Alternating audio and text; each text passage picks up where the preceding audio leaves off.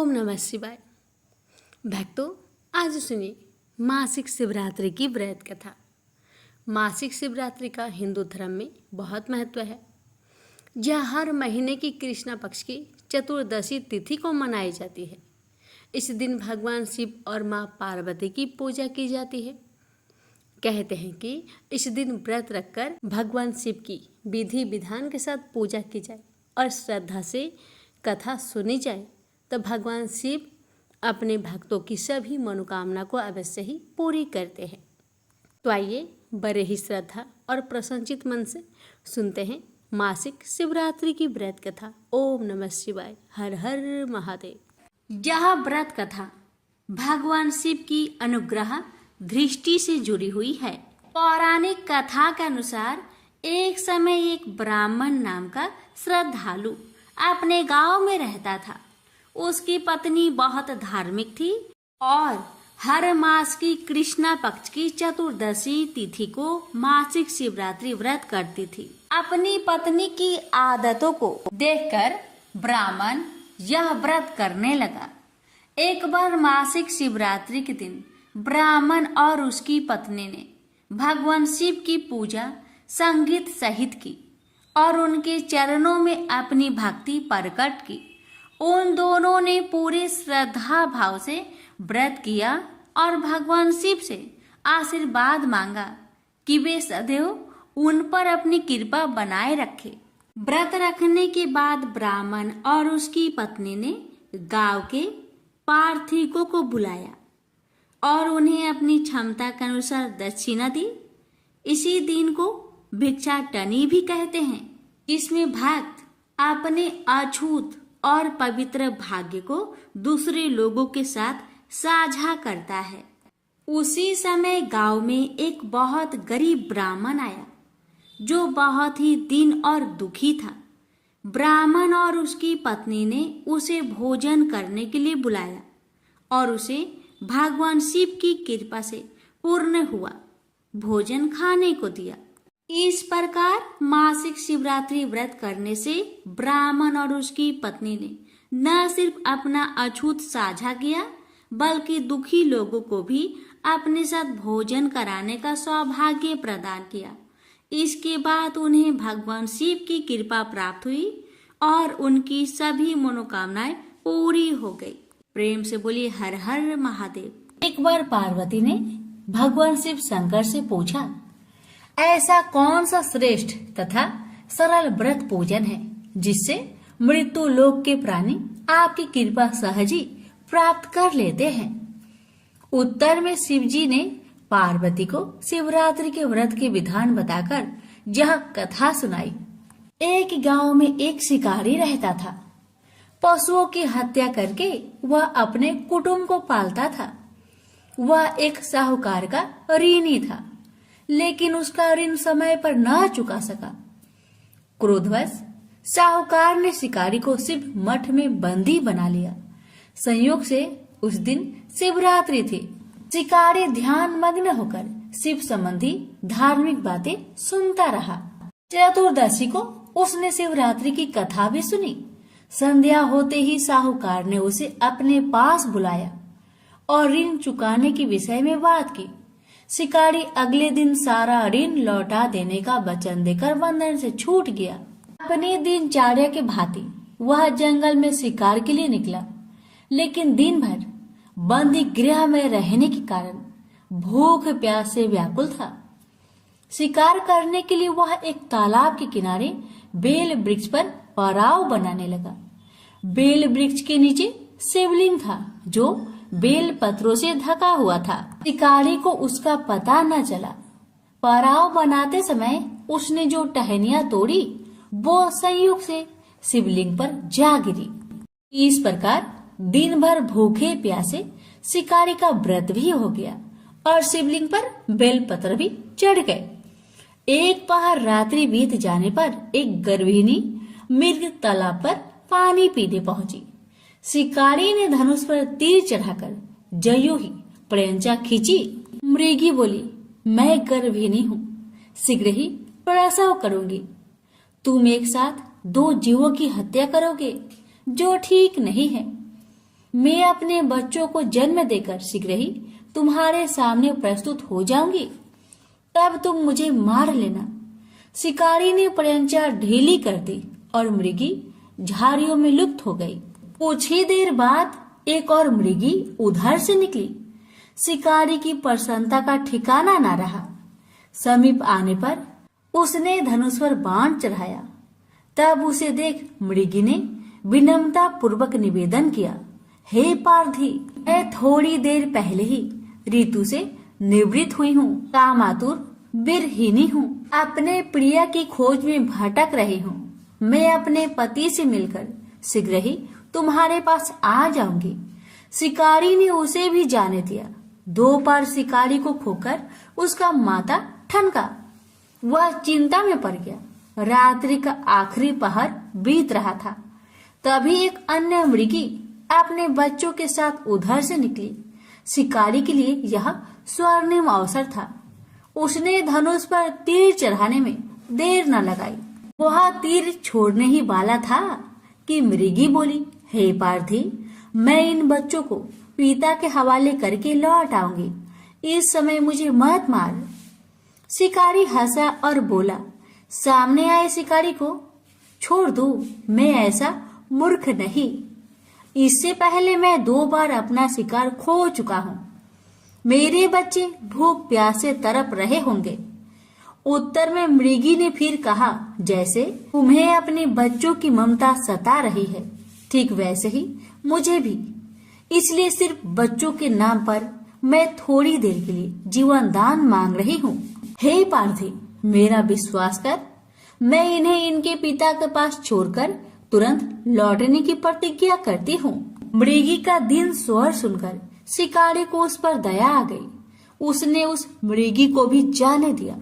शिकार के अभाव में बेल वृक्ष पर बैठा शिकारी बेल पत्र तोड़ तोड़ कर नीचे फेंकते जा रहा था।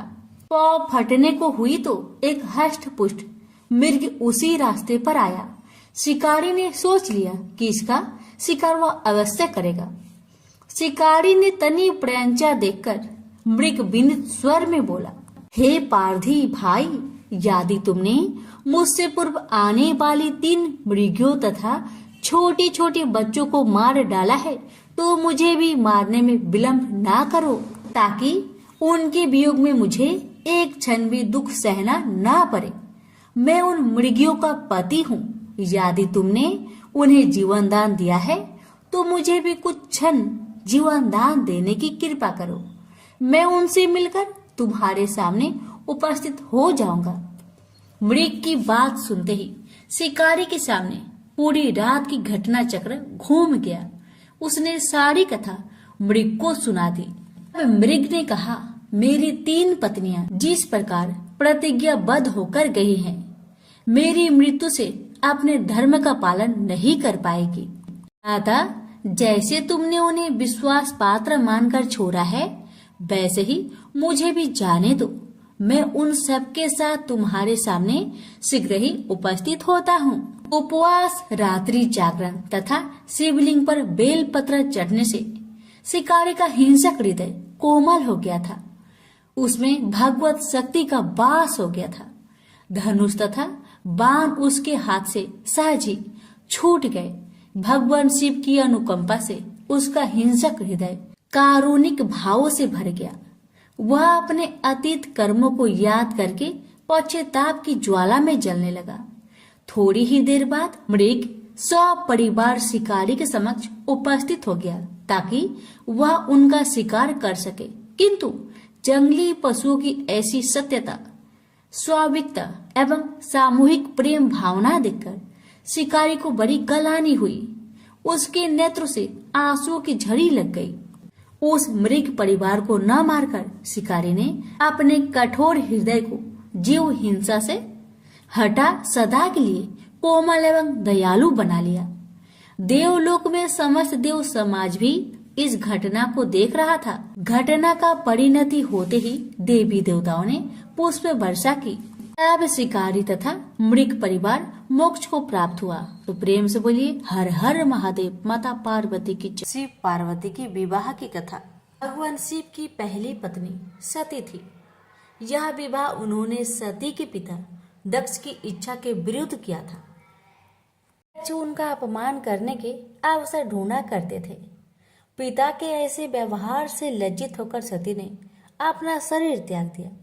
उनकी मृत्यु के बाद शिव हिमालय पर जाकर फिर से तपस्या में लीन हो गए। जिस उपवन में भगवान शिव ध्यान करते थे उसके निकट ही पर्वतराज हिमवान रहता था। उसने स्वर्ग की अप्सरा मेनका से विवाह किया था। कुछ वर्ष बाद मेनका ने एक पुत्री को जन्म दिया। उसका नाम रखा पार्वती। वास्तव में सती ने ही फिर से पार्वती के रूप में जन्म लिया था। वर्ष पर वर्ष बीते और पार्वती ने युवावस्था में प्रवेश किया। एक दिन मेनका ने अपने पति से कहा, स्वामी, पार्वती अब विवाह योग हो गई है। अब हमें पार्वती के लिए योग वर खोजना चाहिए। हिमवान बोला, मैं जानता हूँ, परंतु कोई योग वर ध्यान में नहीं आता। मैं अपनी पुत्री का हाथ उसी के हाथ में दूंगा जो सब प्रकार से योग होगा। एक दिन नारद मुनि हिमवान के घर आए। जब उन्होंने पार्वती को देखा तो हिमवान से बोले, हिम, तुम्हारी पुत्री के भाग्य में तो भगवान शिव से विवाह करने का योग है। नारद मुनि की बात सुनकर हिमवान सोचने लगा, शिव के पास मैं कैसे जाऊं? उन्होंने अगर अस्वीकार कर दिया तो? सती की मृत्यु के बाद उन्होंने किसी स्त्री का मुख तक नहीं देखा। परंतु मुझे वर खोजने की आवश्यकता नहीं। नारद मुनि की भविष्यवाणी असत्य नहीं होगी। मैं धीरज पूर्वक प्रतीक्षा करूंगा। परंतु एक दिन हिमवान का धीरज टूट गया। उसे एक विचार सूझा। वह मेनका से बोला, मैं पार्वती को शिव की सेवा करने भेजता हूँ। वो उसके रूप और गुण के प्रति आकर्षित जरूर होंगे। मेनका बोली, विचार तो बहुत उत्तम है। हिमवान ने पार्वती को अपने पास बुलवाया और कहा, बेटी, भगवान शिव उस उपवन में तपस्या कर रहे हैं। तुम अपनी सहेलियों के साथ जाकर उनकी सेवा किया करो। पार्वती बोली, अवश्य पिताजी, हमने अनेक बार उन्हें देखा है। पार्वती और उनकी 2 सहेलियों को लेकर हिमवान शिव के पास गए और उनसे निवेदन किया, हे भगवान, आपके पास पूजा अर्चना की तैयारी करने वाला कोई नहीं है। मेरी पुत्री यह सेवा कर सकती है। हिमवान की बात सुनकर शिव सोचने लगे, कन्याएं भले ही सेवा करे। जो व्यक्ति संसार से वैराग्य ले चुका है उसे इनसे कोई व्याघात नहीं पहुंचेगा। यह सोचकर वे हिमवान से बोले, तुम्हारे इस प्रस्ताव के लिए मैं तुम्हारा आभारी हूँ। कन्याएं मेरी इच्छा अनुसार सेवा कर सकती है। शिव का प्रस्ताव सुनकर हिमवान बहुत प्रसन्न हुआ और कन्याओं को वहां छोड़कर चला आया। पार्वती शिव की सेवा करने लगी।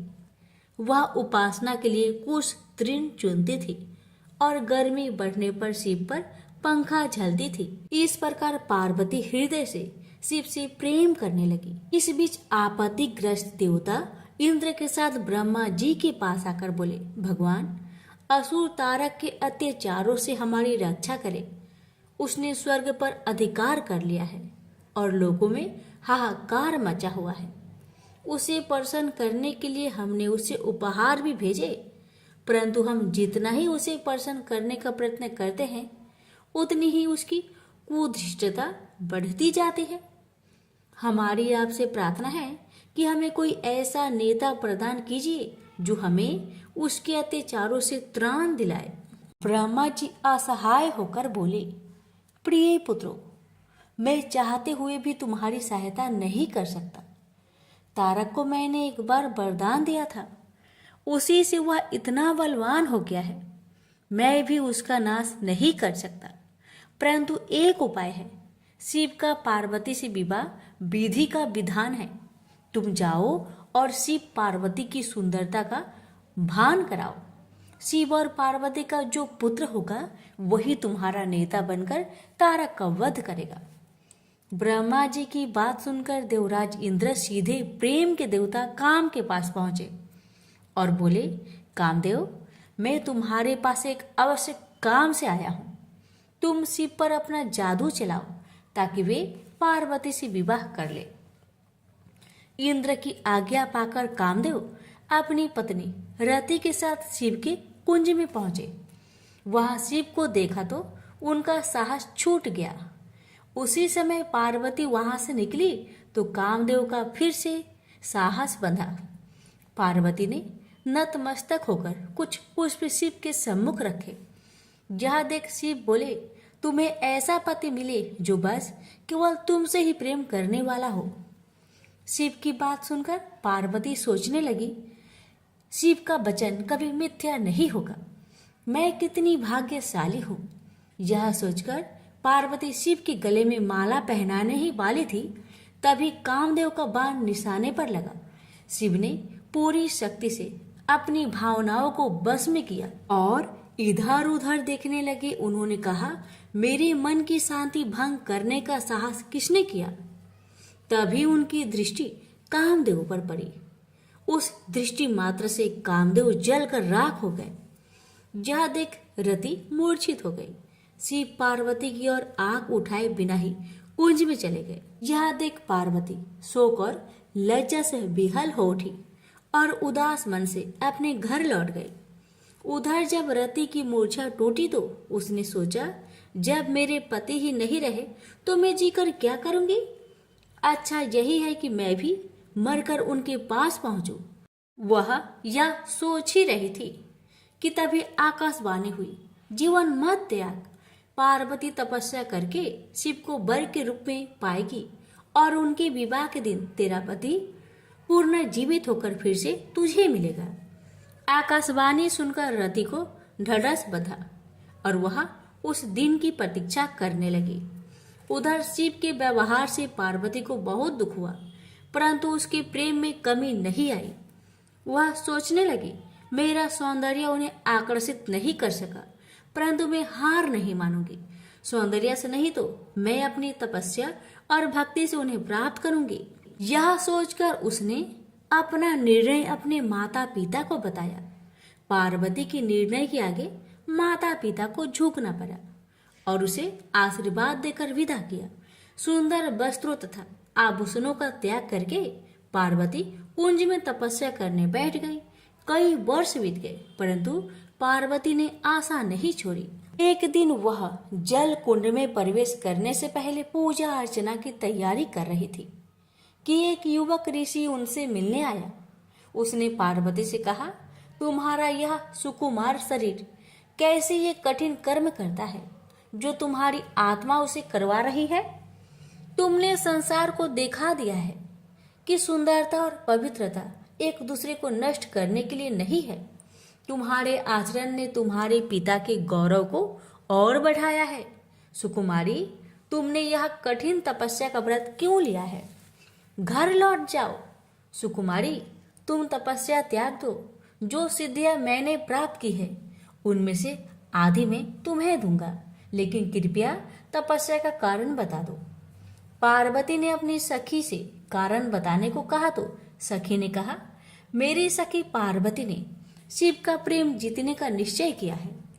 अपने सौंदर्य से तो यह उन्हें नहीं रिझा सके, अतः तपस्या और त्याग का सहारा लिया है। सखी की बात सुनकर ऋषि ने पार्वती से कहा, क्या यह सत्य है या तुम्हारी सखी हंसी कर रही है? पार्वती बोली, यह सत्य है ऋषिवर। मैं शिव की पूजा करती हूँ। मुझे विश्वास है तपस्या और भक्ति से एक दिन में उनका प्रेम प्राप्त करने में सफल हो जाऊंगी। ऋषि ने कहा, ओह, तो ये बात है। मैं शिव को जानता हूँ। वह तो अपने सारे शरीर पर भस्म रमाए रहता है, आग उससे लिपटे रहते हैं, चर्म धारण करता है। तुम्हारी जैसी सुंदर युवती कैसे उसकी पत्नी हो सकती है?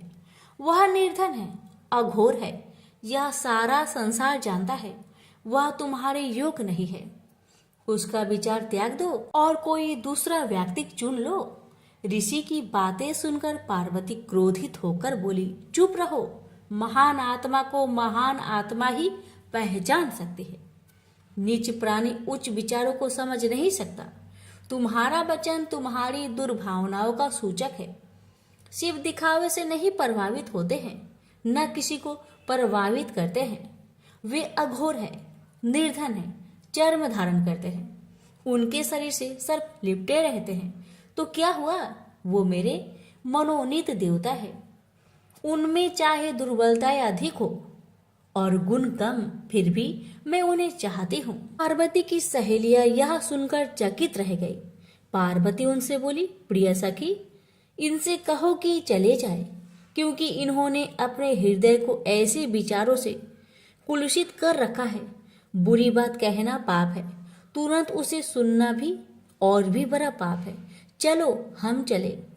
क्रोध से भरकर पार्वती जैसे ही चलने को हुई, ऋषि ने जल्दी से आगे बढ़कर उसका मार्ग रोक लिया। यह देखकर पार्वती आश्चर्य हो गई। वह ऋषि और कोई नहीं, स्वयं भगवान शिव थे। वे पार्वती से बोले, सुकुमारी, तुम्हारी तपस्या और भक्ति ने मुझे जीत लिया है। मैं तुम्हारे सामने विनीत हूँ, तुम्हारा दास हूँ। किंतु कर्तव्य परायणा पार्वती शिव को छोड़ अपनी सखी के पास जाकर बोली, सखी, इनसे कहो कि मेरे पिताजी से विवाह का प्रस्ताव करना होगा। सखी की यह कह देने पर पार्वती शिव के पास आई। शिव बोले, मैं इसमें तनिक भी देर नहीं करूंगा प्रिय। यह अवशासन पाकर पार्वती अपनी सहेलियों के साथ घर लौट आई। शिव ने सप्त ऋषियों को बुलवाकर उनसे कहा, ब्रह्मा ने देवताओं को वचन दिया है, मेरा ही पुत्र तारक का वध करेगा। इस वचन को पूरा करने के लिए मुझे पार्वती से विवाह करना है। जाकर हिमवान से विवाह का प्रस्ताव करो। प्रस्ताव सुनकर हिमवान अत्यंत प्रसन्न हुआ और उसने विधि पूर्वक शिव पार्वती की विवाह कर दिया। विवाह संस्कार के बाद देवता शिव के पास आकर बोले, भगवान, हमारा आपसे आग्रह है कि रति को फिर से उसका पति मिलना चाहिए। अपनी प्रिय वधू का ध्यान करके प्रेम के देवता कामदेव तथा उनकी शोकाकुल पत्नी पर कृपा कीजिए। अवश्य, अब तो मैं भी उसी कामदेव का दास हूँ। कई वर्ष बीत गए। शिव अपनी पत्नी के प्रेम में डूबे हुए थे। अब इंद्र ने अग्नि को शिव के पास भेजा। अग्निदेव शिव के पास गए और उनसे विनती की, भगवान, मैं आपको देवताओं की आवश्यकता का स्मरण कराने आया हूँ। शिव ने अग्निदेव के हाथ में एक बीज रखा और बोले, इस बीज को पकने पर एक बालक का जन्म होगा, वही तुम्हारा सेनापति होगा। अग्निदेव बीज लेकर वहां से चले गए, परंतु वह बीज इतना गर्म था, उसे पकड़े रहना बहुत कठिन था। इंद्र के पास पहुंचते पहुंचते अग्निदेव का शरीर पीड़ा से पीला पड़ गया। वह इंद्र से बोले, बीज मेरे पास है, परंतु उसे संभालना असंभव है। अग्निदेव की दशा देखकर इंद्र दुखी होकर बोले, तुम इसे गंगा के पास ले जाओ, वह तुम्हें ठंडक पहुंचाएगी और इसे संभालेगी। अग्निदेव गंगा के पास गए। जब उन्होंने बीज को लेकर उसमें डुबकी लगाई तो उसमें उफान आने लगा और वह उबलने लगी। तब बीज किनारे पर जा गिरा। उसी समय स्वर्ग की 6 अप्सराएं गंगा में स्नान करने आई। उन्होंने बीज को उठाकर सर घास में रख दिया। बीज तब तक पक चुका था और उसमें से कार्तिकेय प्रकट हुए। आश्चर्यचकित अप्सराएं बोली, इसे हम अपने साथ ले जाएंगे। पहले पहले हमने ही देखा है। फिर गंगा स्त्री का रूप धारण कर बाहर आई और अग्निदेव भी वहां आए। गंगा बोली, इसे मैं ले जाऊंगी, मैंने इसे जन्म दिया है। अग्निदेव बोले, नहीं, यह हमें प्रदान किया गया है। उसी समय शिव तथा पार्वती वहां आए। शिव ने विवाह का निर्णय करते हुए कहा, जो बालक देवताओं का नेतृत्व करने वाला है उसका पालन पोषण पार्वती ही कर सकती है। पार्वती ने प्रेम से बालक को उठाकर छाती से लगा लिया। फिर वे कैलाश पर्वत पर लौट आई। समय बीतने के साथ कार्तिकेय बड़ा हुआ। उसके नेतृत्व में देवताओं और तारक के बीच भीषण युद्ध हुआ। कार्तिकेय ने उसे मार डाला। स्वर्ग का सिंहासन फिर से इंद्र को मिला और स्वर्ग में फिर से सुख शांति का साम्राज्य प्रस्थापित हुआ। प्रेम से बोलिए, हर हर महादेव। माता पार्वती की जय। अभी व्रत में सुनी जाने वाली गणेश भगवान की पावन कथा। एक बुढ़िया माई थी, मिट्टी के गणेश जी की पूजा करती थी। रोज बनाए रोज गल जाए। एक सेठ का मकान बन रहा था। वो बोली, पत्थर का गणेश बना दो। मिस्त्री बोले, जितने हम तेरा पत्थर का गणेश गढ़ेंगे उतने में अपनी दीवार न चिनेंगे। बुढ़िया बोली, राम करे तुम्हारी दीवार टेढ़ी हो जाए। अब उनकी दीवार टेढ़ी हो गई। वो चीने और ढा देवे, चीने और ढा देवे। इस तरह करते करते शाम हो गई। शाम को सेठ आया। उसने कहा, आज कुछ भी काम नहीं किया। वो कहने लगे, एक बुढ़िया आई थी, वो कह रही थी मेरा पत्थर का गणेश गढ़ दो। हमने नहीं गढ़ा तो उसने कहा तुम्हारी दीवार टेढ़ी हो जाए। तब से दीवार सीधी नहीं बन रही है, बनाते हैं और ढा देते हैं। सेठ ने बुढ़िया को बुलवाई। सेठ ने कहा, हम तेरा सोने का गणेश गढ़ देंगे, हमारी दीवार सीधी कर दो। सेठ ने बुढ़िया को सोने का गणेश गढ़ दिया। सेठ की दीवार सीधी हो गई। जैसे सेठ की दीवार सीधी की वैसे सबकी करना। कहानी कहने वाले, सुनने वाले, हुक्कार भरने वाले सभी पर अपनी कृपा सदा बनाए रखना। प्रेम से बोलिए गजानंद भगवान की जय।